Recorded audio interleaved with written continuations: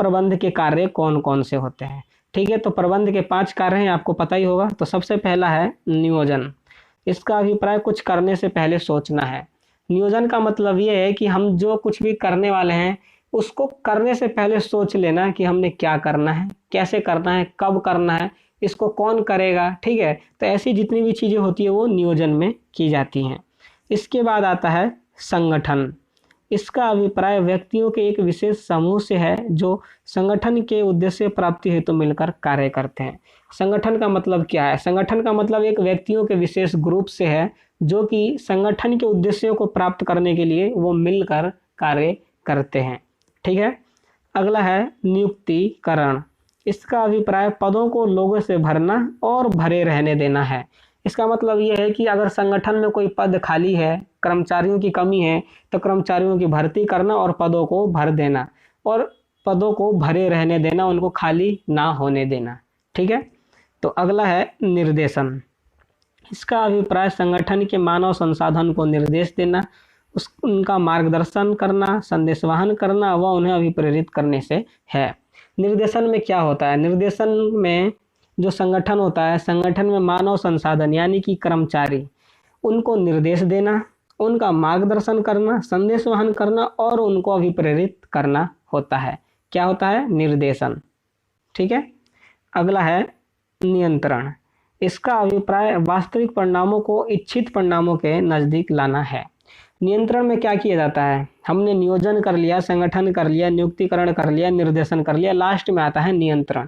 नियंत्रण का मतलब जो वास्तविक परिणाम है हमारे, मतलब जो अभी चल रहा है हमारा, उसको हमारा जो उद्देश्य है यानी इच्छित परिणाम है उससे उसके नज़दीक लाना। ठीक है, मतलब जो काम अभी कर रहे हैं उसको अंत के पास ले जाना।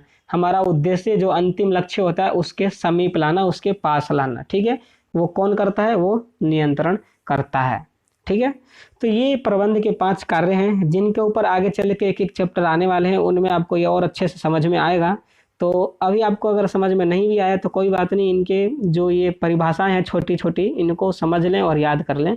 आगे चल के इनके ऊपर एक एक करके चैप्टर आएंगे अलग से, तो उनमें हम इनको और अच्छे से समझेंगे। ठीक है, इनको याद करने का आप तरीका भी समझ लीजिए, क्योंकि 5 कार्य हैं तो इनको कैसे याद रखें हम कि ताकि कभी हम भूलें ना। ठीक है, तो इसका एक क्या है कि आपको मैं इसका एक ट्रिक बताता हूँ कि प्रबंध के कार्यों को कैसे याद कर सकते हैं और कभी नहीं भूलेंगे उस तरीके से। ठीक है, ऐसे कर सकते हैं। जैसे ट्रिक क्या है? नियोजन। नियोजन को इंग्लिश में कहते हैं प्लानिंग, यानी कि पहला वर्ड पी। संगठन को इंग्लिश में कहते हैं ऑर्गेनाइजिंग, यानी कि ओ। ठीक है, नियुक्तिकरण यानी कि स्टाफिंग, एस। ठीक है, निर्देशन का मतलब होता है इंग्लिश में डायरेक्टिंग, डायरेक्टिंग का डी, और कंट्रोलिंग यानी नियंत्रण, नियंत्रण का सी।